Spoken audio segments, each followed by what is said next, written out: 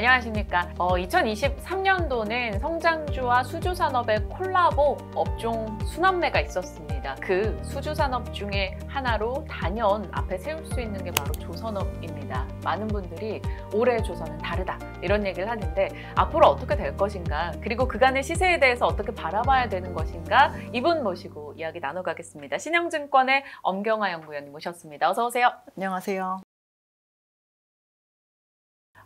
조선업 슈퍼사이클을 기대하는 목소리는 꽤 오래전부터 있었습니다. 네. 워낙 수주 뉴스가 많이 자주 나왔었기 때문인데 네. 뉴스값 못한다고 저희가 엄청 그랬었거든요. 근데 올해는 달라요. 이 호황 계속 이어질 수 있다고 보십니까? 저희가 조금 단기로 잘라서 보면 21년은 수주 사이클이라고 보셔야 되고 지금 23년은 이제 실적 사이클의 시작입니다.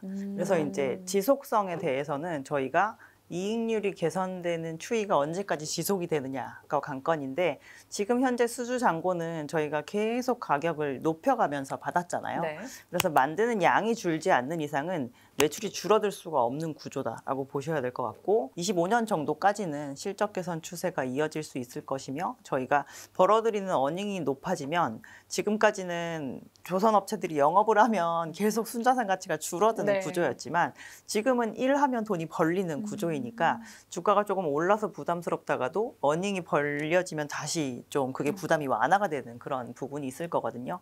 그래서 저희는 일단 뭐 선반영이라는 걸 만약에 한다고 하더라도 내년까지는 좀 쉽게 볼 수 있지 않을까라고 생각하고 있습니다. 상반기에도 갖은 이 조선 업체들이 수주 소식을 계속해서 쏟아냈단 말이에요. 현대중공업그룹도 마찬가지고 삼성중공업도 그런데 연구원님께서 보시기에는 요거 정말 의미 있었다 하는 수주 내용이 있을까요?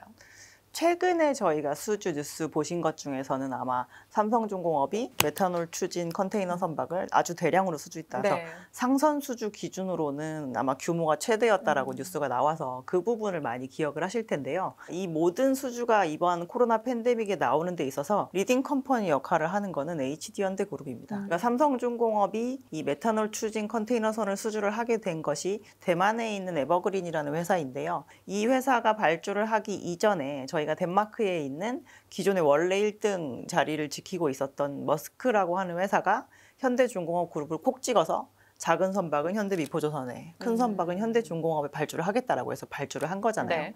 그래서 이번에 삼성중공업 쪽으로 이런 발주를 했다라고 하는 건 이 머스크사가 발주한 메탄올 추진선에 대한 경계를 하겠다라는 것이거든요. 단발적인 뉴스나 규모상으로는 삼성의 수주가 되게 인상적이셨을 수 있는데, 저희는 이 모든 뉴스를 만든 이 가장 초기 뉴스는 이번 사이클에서 어쨌든 HD현대그룹이 많이 만들고 있다라고 생각하고 있습니다. 물꼬를 터줬다라는 네, 느낌이기도 그렇죠. 하네요. 네.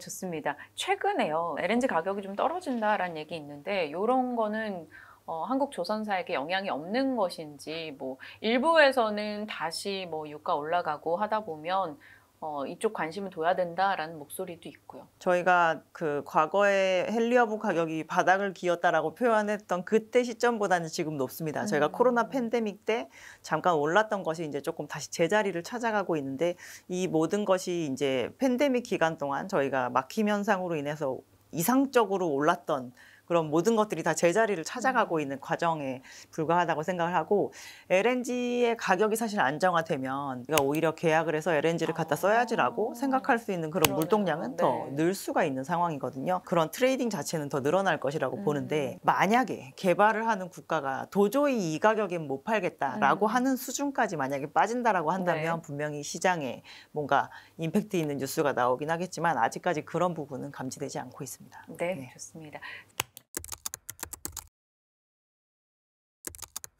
살짝 걱정스러운 부분까지도 같이 두드려가지고 저희가 전략들을 점검해 나가고 있는데, 주요 조선사들이 올해 괜찮았어요. 흐름이 너무나 좋았는데 현대중공업그룹 실적 나오고 나서 하루 좀 흔들렸단 말이죠. 그리고 그 다음날 삼성중공업 2분기 연속 흑자 보고 나서 또 반등을 줬습니다. 그 하루 사이에 현대중공업그룹의 실적에 대한 이 반응 어떻게 해석하십니까? 사실 그렇게 이제 하루 모든 조선 섹터가 다 급락하기 이전에 저희가 2분기 어닝에 대한 기대감으로 사실 많이 오르긴 했었잖아요. 맞아요. 그래서 그 하루 조정 이후에 오히려 반등해서 지금 올라오고 있는 폭이 더 크다고 보고 있어서 저희는 그날의 좀 반락은 뭐 너무 급격하게 오른 거에 대한 좀 부담을 덜어내는 과정이 아니었나라고 싶은데, 그게 만약에 이어지는 거였다면 아마 그때 이후로 단기적으로 볼 뉴스 다 봤으니까 아예 비중을 줄여야 되겠다라고 대응을 해야 되는데, 지금 시장은 반응이 그렇지 않기 네. 때문에 저희가 봤을 땐 실적 개선 추세가 이어지는 한은 이렇게 중간중간 조정을 받더라도 다시 제자리로 돌아오는데 그렇게 큰 힘을 들이지 않아도 되지 않을까라고 생각하고 있습니다. 실적 추세가 이어지다 보니까 주가 추세가 크게 뭐 깨지거나 부러지는 흐름이 아니라면 네네. 어찌됐건 끌고 갈 수 있는 힘은 계속 있는 것 같습니다. 이 조선 섹터가 좋다 보니까 기자재 쪽도 분위기가 참 좋았어요. 특히나 뭐 엔진 종목들 너무나 흐름이 좋았었는데, 탑픽 제시하셨던 HSD 엔진도 뭐 신고가를 기록하기도 했었고요. 이 부분에 대해서 좀 짚어주시고 지금 주목하고 계신 종목이 뭔지도 궁금해요.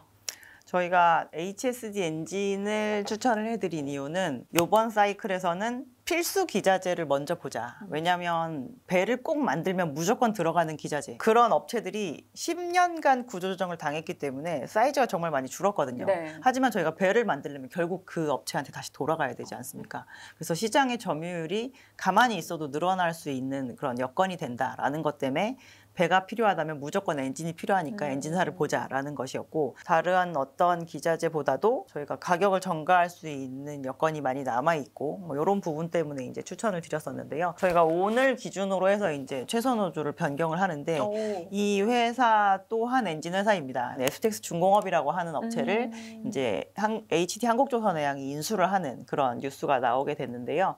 우리나라의 선박의 추진 엔진을 만드는 업체가 원래 3군데가 있습니다. 네. 현대중공업의 엔진 사업부, 그리고 HSD 엔진, 예전엔 두산 엔진이었죠. 그리고 이제 지금 이 STX 중공업, 이렇게 3군데가 있는데, STX 중공업은 저희가 3대 그룹이다라고 이야기되는 그런 회사들 말고, 옛날에 우리나라에 정말 조선 업체들 많았잖아요. 네. 그래서 그런 업체들로부터 수주를 상당히 많이 받았었는데, 일단은 그룹사가 붕괴가 됐고, STX 그룹 자체가 네. 붕괴가 된 것, 그리고 우리나라 조선 업체들이 가장 많이 구조조정 당했거든요. 그래서 이렇게까지 줄면서 굳이 그 업체한테 가서 엔진을 발주할 일은 없었던 거죠. 근데 요즘에는 엔진에 대한 중요도가 높아지면서 저희가 생각을 해보면 현대중공업이 메탄올 추진 엔진을 수주를 했는데 네. 제일 처음으로 수주했고 올해 이제 그 선박을 인도를 하게 되는데, 다른 조선 업체들이 우리도 배 만들어야 되니까 현대중공업한테 가가지고 메탄올 추진 엔진 좀 만들어 달라고 해야 되겠다라고 요청을 많이 하게 될 거잖아요. 근데 현대중공업의 엔진 사업부는 캐파가 한계가 있습니다. 그거를 가장 빠르게 해결해 줄 수 있는 업체가 이제 이 STX 중공업에 해당이 되는 거죠. 그래서 이 회사를 보시면 지금 엔진 사업부의 설비 가동률이 20%대밖에 되지 않습니다. 그러니까 설비는 그대로 있지만 저희가 엄청나게 가동률이 줄어 있는데, 이 가동률만 올리게 되면 사실 회사의 매출이 늘어나는 건 되게 순식간일 수 있죠. 그래서 지금 저희가 HSD 엔진한테 주고 있는 그 가치 부여의 정도, 뭐 이 정도를 감안하면 지금 현재 주가 수준에서는 STX 중공업이 훨씬 더 상승력이 높게 나타난 상황입니다. 리포트 제목이 조선 기자재 최선호주 변경, 눌러볼 수밖에 없게끔 하셨는데, 이 말씀을 해주시는 스토리를 듣고 있으니까 진짜 유튜브지만 정말 편집할 내용이 하나도 없다라는 생각이 들었습니다. 엔진 쪽도 엔진 쪽인데 또 많은 분들이 궁금해하시는 게 본행제입니다. 국내에서 한국화본, 동성화이텍 두 업체밖에 없다.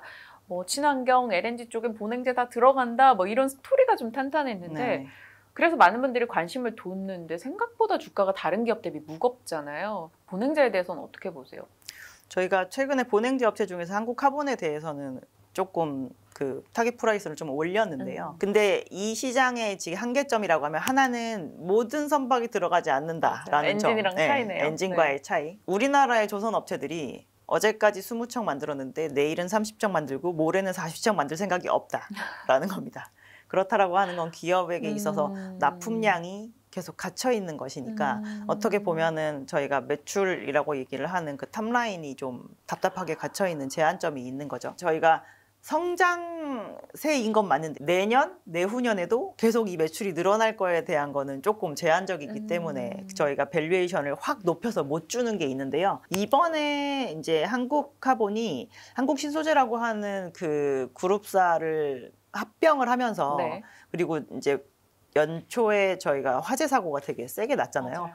근데 그 화재를 복구를 시키면서 회사가 은근히 증설을 하더라고요. 그래서 저희가 가장 기다리는 것 중에 하나가 이런 기자재 업체들 같은 경우는 지금보다 사이즈를 업해서 더 많은 매출을 보는 거를 기대를 하는 것이거든요. 그래서 그런 부분을 좀 감안을 해서 올리긴 했지만 이제 다른 그 조선 업체들이나 아니면 기자재 업체들처럼 이렇게 위에가 확 열려 있는 그런 느낌은 조금 없긴 합니다. 갑자기 갖고 계신 분들은 더 고민되실 것 같네요. 그래도 올해는 매출 고수가 가장 높기 때문에 네. 저희가 아직 카타르 2차 발주 안 나왔잖아요. 그래서 하반기에 좀 좋아지는 실적 그리고 이제 카타르 2차 발주가 나와서 그 2차 발주가 나오면 본행지 발주는 또 나중에 나오거든요. 이제 그런 부분에 대한 뉴스까지 다 소화하셔도 그렇게 좀 힘들지 않게 잘 빠져나오실 수 있지 않을까라고 생각하고 있습니다. 네, 조선 섹터 여러 가지로 기대 요소들이 좀 많기도 하고 신조성과 올라가고 카타르 2차 발주 모멘텀에서 시장에서 관심들이 많기 때문에 저희가 이런 얘기를 계속 해나가고 있습니다. 이제 리스크 요인도 좀 짚어보겠습니다. 하반기는 상반기가 너무 좋았으니까 상반기 대비 좀 부진할 여지는 없을까? 또 괜히 이제 조선 섹터에 대해서 태클을 걸자면 걸 수 있는 요인이 뭐 피크아웃이네, 그렇죠. 도크는 이미 다 찾고 뭐 여러 가지 얘기들이 있잖아요. 어떻게 보십니까? 저희가 만약에 투자 길이를 좀 짧게 보시는 분이라고 한다면 3분기가 지나고 나서 4분기가 좀 재미없으실 수 있습니다. 조선 업체들도 1년에 만들 수 있는 배의 양이 있고 그래서 수주 목표라는 걸 설정을 하는 거거든요. 네. 적어도 잔고가 줄지 않을 정도 수준. 근데 21년도 그랬고 22년도 그랬고 아마 23년도 그 올해 목표한 거 대비해서 초과 달성을 하게 될 거라고 회사들이 얘기를 하고 있습니다. 회사들이 제시하는 최소의 목표치는 매출만큼보다 조금 많이 수주를 하겠다는 거예요. 그래야 잔고가 줄지 않으니까. 근데 초과 달성을 많이 이렇게 여러 번 하게 되면 잔고가 길게 쌓이잖아요. 그래서 올해 만약에 3분기 정도까지 수주를 하는 걸로 대부분 목표치를 채울 텐데 네. 채우고 나면 4분기에 수주에 대한 그런 물량이 있다고 하더라도 조금 열심히 적극적으로 받지 않으려는 모습을 보이게 될 가능성이 높습니다. 그런 뉴스가 이렇게 뚝 떨어지시면 요즘에는 일을 안 하나? 아니면 업황이 좀 안 좋아졌나? 라고 생각을 하실 수 네. 있을 것 같아요. 그래서 그런 수주 뉴스의 부재가 조금 부담스러우시다. 그리고 나는 길게 투자하고 싶지 않다. 이러신 분들이라고 한다면 저희는 그냥 3분기를 정점으로 해서 약간 좀 힘을 덜어 놓으시는 것도 방법이지 않을까 싶습니다. 아직 이제 조선이나 기자재 쪽을 포트에 못 넣은 분들이라면 이제 매수 시점은 그러면 말씀 주신 내용을 토대로 한다면 뭐 올해 4분기 막 이렇게 올해 좀 4분기 이렇게 좀. 뜨문뜨문할 때 네. 그럴 때 보시는 게 조용할 낫겠죠. 때. 저희가 내년 1월 1일이 되면 모든 조선업체 대표들이 신년사를 하면서 저희 올해는 목표를 어떻게 설정하고 막 이런 얘기를 하십니다. 근데 그 뉴스가 분명히 목표는 되게 낮게 잡긴 할 텐데 23년에 낮게 제시한 그 목표치가 왜 낮았는지에 대한 이해를 하신다라고 한다면 24년에 제시하는 낮은 목표치에는 흔들리지 않을 것 같고 그때 업황 자체가 그냥 견조하다라고 한다면 올해 새로운 목표를 설정하는 것만으로도 저는 좀 긍정적인 효과를 줄 수 있을 거라고 보거든요. 그때 가장 이제 뉴스가 좀 부재일 때 그럴 때 좀 들어가시는 게 낫지 않을까라고 보고 있습니다. 확실히 올해는 좀 조선 섹터에 대한 인식 자체가 많이 바뀌었어요. 맞습니다. 올해는 돈 버는 모습들이 보여졌기 때문에 그 신뢰가 이어진다면 내년에 또 좋은 흐름을 기대해 보겠고요. 좀 조용할 때 4분기경에 한번 신규 진입 생각하시는 분들은 고려해 보시길 바랍니다. 자, 하나오션에 대해서 또 많은 분들이 궁금해하셔요. 투자 의견을 조금 하향 조정했습니다. 이유가 있을까요? 일단 독보적으로 비싸고요. 저희가 아무리 그 20년 동안 오너십이 없다가 이제 하나라는 그룹에 편입이 되었다라고 하지만 저희도 매일 방송했던 것 같아요. 저희가 굳이 50%나 100% 가까이 비쌀 만큼 독보적이진 않다. 그래서 이성적인 마음으로 좀 이 부분에 대해서는 좀 이제 네거티브하게 봐야 될 필요가 있을 것 같고 저희가 특히나 이 작년에 다른 업체들에서도 확인을 했지만 HD 현대중공업이 MSCI 지수 편입될 때나 현대미포조선이 MSCI 지수 편입될 때 보면 수급이 엄청나게 쏠려가지고 단기간에 주가는 많이 오르지만 그 뒤가 되게 안 좋았던 그런 모습을 볼 수가 있거든요. 근데 지금 이 하나오션 같은 경우도 지수 편입 이슈가 있는 상황입니다. 시장 자체에 액티브 자금보다 지금 패시브 자금이 더 많거든요. 지수를 추종하는 그 자금의 규모가 거의 3배 정도 되는데 그런 거에 의한 수급이라고 한다면 지수 편입 이슈 이후에는 그런 수급적인 부분이 끊길 수 있습니다. 그래서 굳이 비싼데 더 비싼 거를 쫓아가서 살 필요는 없다라고 보여서 저희는 이제 의견을 좀 하향했습니다. 말씀 주신 의견도 그렇고 보통 통상적으로도 그런 이벤트, 수급 이벤트가 있으면 수급 이벤트 이전에 조금 정리하자 이런 의견들도 보통 많이 주시니까요. 네네. 같이 보겠습니다. HMM 인수전 얘기도 사실 해볼게요. 해운업 업황 얘기 하기 전에도 항상 HMM 때문에 해운업에 대한 얘기 할 틈이 안 납니다. 네네. HMM 인수전에 대한 관전 포인트 어떻게 갖고 계십니까? 지금 현재 이제 저희가 출사표를 던진 기업들의 좀 면면을 보면 자체적으로 보유하고 있는 전략적 투자자의 그 현금이 그렇게 많지는 않은 편이고 거기에 같이 이제 재무적 투자자가 더해져서 이제 컨소시엄으로 들어오게 되는 그런 부분이 있는 것 같은데 이 옆에 같이 들어오는 재무적 투자자의 속내가 뭔지 좀 생각해 볼 필요도 있을 것 같습니다. 지금 HMM 현금 대단히 많거든요. 그래서 저희가 과연 들어와서 영업에 온전히 이 부분을 잘 활용을 하면서 정말 영업 전략을 되게 잘 수립을 해서 이 컨테이너 시황이 앞으로 어떻게 될지에 대해서 조금 안개 속에 있지만 이걸 잘 헤쳐나갈 수 있을 것인가 아니면은 지금 이 딜 대비해서 안에 이제 잘 쉬고 있는 현금을 어떻게 유용하기 위한 그런 그 방향성으로 접근을 하는 것인가 이제 그거에 대한 거를 좀 들여다볼 필요가 있다라고 보고요. 인수전은 전 열심히 진행할 수 있을 거라고 보는데 이런 거에 대해서 클리어해지기가 상당히 어렵다라고 보기 때문에 저희는 빠른 기간 내에 완료가 될 가능성은 조금 제한적이라고 보고 있습니다. 알겠습니다. 어떤 뉘앙스인지 충분히 전달 받았고요. 자, 말씀 주신 내용들 잘 복기해 볼 거고요. 많은 분들이 궁금하셨을 것 같아요. 조선, 해운 전반에 대한 이야기 다뤄봤습니다. 여러분 이 내용 복기하셔서 참고하셔서 또 좋은 주식 전략으로 이어지길 바라볼게요. 오늘 엄경화 연구원과 함께했습니다. 고맙습니다. 감사합니다.